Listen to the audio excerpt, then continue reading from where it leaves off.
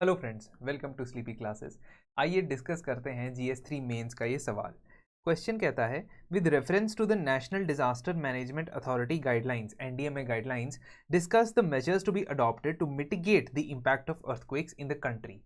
तो आपसे NDMA की गाइडलाइंस के तहत ये बोला गया है कि कौन से मेजर्स अडॉप्ट करने चाहिए अर्थक्वेक्स के इम्पैक्ट को मिटिगेट करने के लिए। दोस्तों, कई लोग यहाँ ये गलती कर सकते हैं कि वो अर्थक्वेक्स वाले डिस्कशन को बिल्कुल ही इग्नोर करते हुए सीधा गाइडलाइंस लिख के सोल्यूशन पे चले जाएं, लेकिन हमने यहाँ पे ये नहीं करना है। हमने अर्थक्वेक्स को यहाँ पे डिफाइन करना पड़ेगा। हमें अर्थक्वेक के क्या इम्पैक्ट होते हैं और इंडिया के अंदर स्पेसिफिकली किस तरीके से अर्थक्वेक्स को देखा जाता है, हैंडल किया जाता है, वो चीज़ को ज़रूर यहाँ पे बताना पड़ेगा। Earthquake basically shaking of the earth है because it is a natural event जहाँ पे एनर्जी रिलीज होती है और एक फोकस या हिपोसेंटर में से एनर्जी अर्थ के टेक्टोनिक मूवमेंट की वजह से रिलीज हो सकती है। फोकस और हाइपोसेंटर जो है वो आपके इंटीरियर ऑफ द अर्थ के में होता है, और जो सरफेस पे पॉइंट होता है जहां से ये अर्थक्वेक ओरिजिनेट होता है, अर्थक्वेक वेव्स जो हैं वो सरफेस वेव्स में कन्वर्ट होती है, उसे एपिसेंटर कहा जाता है। BIS या ब्यूरो ऑफ इंडियन स्टैंडर्ड्स के सीस्मिक हैजार्ड जोनिंग के हिसाब से 59% ऑफ इंडिया का जो लैंड है वो सीस्मिक हैजार्ड डैमेज को लेके वल्नरेबल हो सकता है, और हमने वहाँ जोन्स 2 से लेके 5 तक हाईलाइट किए हुए हैं। हमारी कंट्री के अंदर मोस्टली जो जोन 5 के अंडर रीजन्स आते हैं वो ये हिमालयन रेंजेस और otherwise also to the Himalayan ranges की जो आपकी डायरेक्शन है, उस डायरेक्शन में हम कुछ पर्टिकुलर एरियाज में देखते हैं that these particular zones are in the highest risk zone, यानी कि जोन 5 जिसको वेरी हाई रिस्क जोन कहा जाता है। और एज पर द मर्सेली स्केल जहाँ पे शेकिंग इंटेंसिटी देखी जाती है, रिक्टर स्केल नहीं, वहाँ पे मैग्नीट्यूड देखा जाता है अर्थक्वेक का, मर्सेली स्केल के हिसाब से इंटेंसिटी 9 एंड अबव के जो अर्थक्वेक्स है वो इस एरियाज में आ सकते हैं। और ये भी हमारा जो कच्छ वाला एरिया है, रन ऑफ कच्छ वाला, ये एरिया भी जोन 5 में आता है। आपने रिसेंटली देखा होगा कि प्रधानमंत्री ने वहां पे एक मेमोरियल भी इनॉग्रेट किया था which was made to commemorate the people who died in the 2001 Kutch earthquake. तो ये सब चीजें भी आपको यहाँ पे मेंशन करनी पड़ेगी। ऑफ कोर्स आप मैप बना सकते हो ये क्वेश्चन के अंदर, बिकॉज इस क्वेश्चन के अंदर आप जोन्स बता सकते हो कि कौन से zones very high risk zone के अंदर आते हैं। खैर, NDMA की बात करें तो NDMA स्टैट्यूटरी एपेक्स बॉडी है, डिजास्टर मैनेजमेंट एक्ट के तहत बनी एक स्टैट्यूटरी बॉडी है। इसका काम होता है नेचुरल मैनमेड डिजास्टर्स के लिए मिटिगेशन, रिस्पांस और सारे काम देखना। तो डिजास्टर मैनेजमेंट को इसने prevention, mitigation, preparedness, response, recovery, reconstruction, ये 6 स्टेप्स के अंदर क्लियरली डिफाइन किया हुआ है। हमसे क्वेश्चन में क्या पूछा है?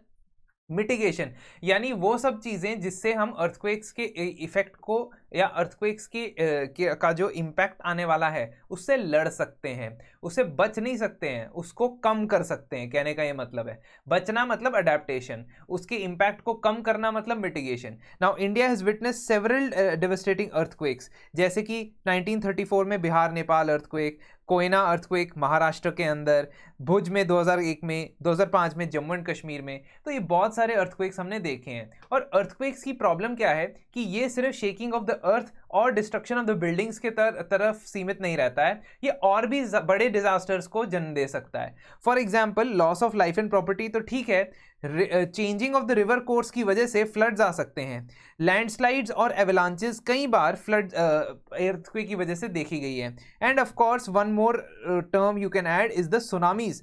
तो जो अंडर वाटर या ओशनिक प्लेट्स के अंदर मूवमेंट की वजह से अर्थक्वेक्स आते हैं, उससे सुनामीज भी जनरेट हो सकती हैं दोस्तों।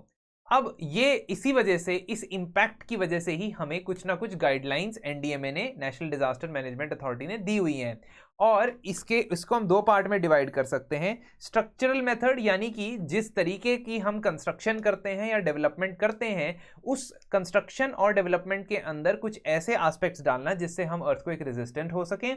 और नॉन स्ट्रक्चरल मेजर्स, यानी कि ये इसके अलावा जो मेजर्स होते हैं।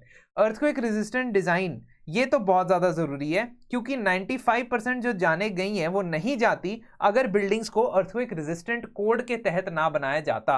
और ऑलरेडी हाईएस्ट कोड इसका है अर्थक्वेक रेजिस्टेंट बिल्डिंग्स का, लेकिन नई कंस्ट्रक्शन जो है वो इसके हिसाब से नहीं होती है कई बार, और ये चीज़ जो है वो 95% लोगों की जान जाने का कारण है। आप देखते होंगे कि न्यूजीलैंड जैसे देश हैं या जापान जैसे देश हैं जहाँ पे रेगुलरली अर्थक्वेक्स आते रहते हैं, लेकिन हमें वहाँ से ज़्यादा कैजुअलिटीज़ की खबरें नहीं मिलती। उसका कारण यही है कि वहाँ की जो बिल्डिंग्स हैं वो कंप्लीटली अप टू कोड है, और अगर ऐसा होगा तो आप काफ़ी सारे बिल्डिंग्स को बचा सकते हो। बिल्डिंग्स को तो चलो ठीक है बचा लोगे, लोगों को आप बचा सकते हो। सीज्मिक स्ट्रेंथनिंग और रेट्रोफिटिंग। सीज्मिक स्ट्रेंथनिंग क्या होता है कि बेसिकली आप जिस जोन में हो, जोन 3, जोन 4, जोन 5, उस जोन के हिसाब से आप अपने एग्जिस्टिंग बिल्डिंग्स के अंदर भी रेट्रोफिटिंग कर सकते हो। फॉर एग्जांपल लिंटल बैंड लगा सकते हो आप, ठीक है, या प्लिंथ बीम लगा सकते हो आप।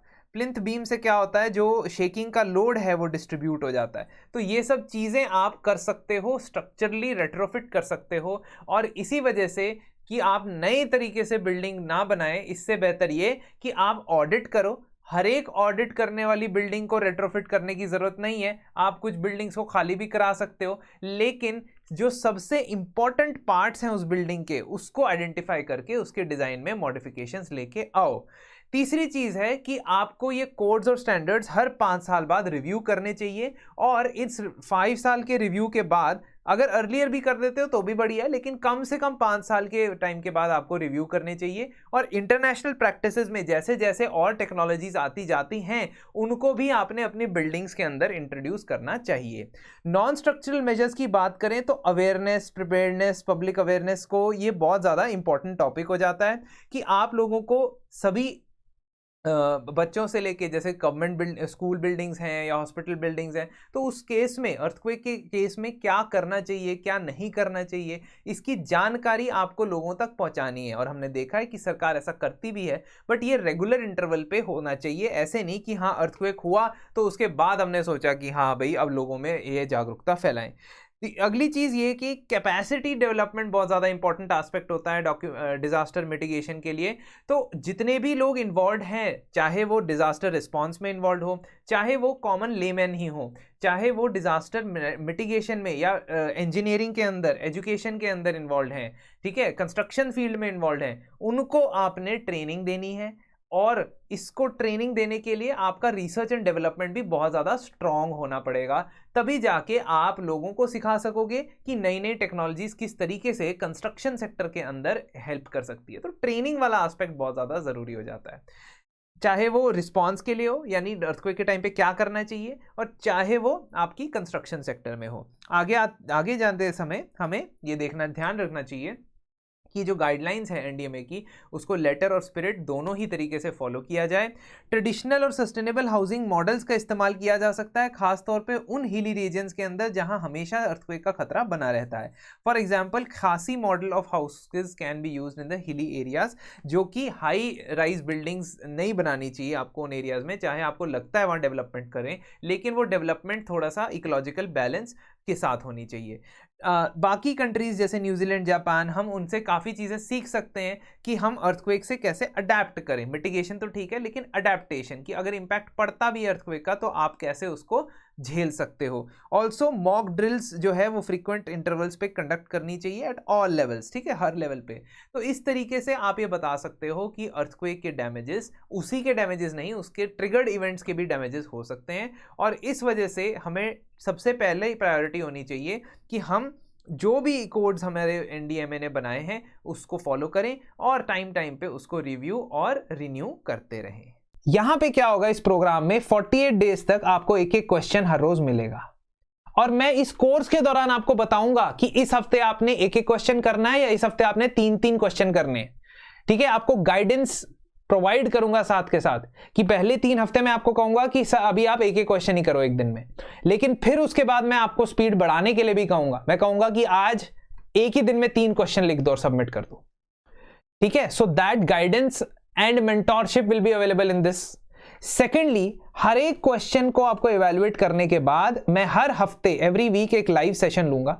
इस लाइव सेशन के दौरान मैं आपको जिस पर्टिकुलर सब्जेक्ट के टॉपिक है, जैसे जीएस 1, 2, 3, 4, तो 12-12 क्वेश्चन हर एक में से होंगे, तो सभी टॉपिक के सोर्सेज भी डिस्कस करूंगा और वैल्यू एडिशन भी डिस्कस करूंगा। साथ ही साथ आपको बताऊंगा कि इंट्रोडक्शन, बॉडी, कंक्लूजन में क्या क्या चीजें फायदेमंद रहती हैं from my personal experience of writing test and everything मैं आपको बताऊंगा.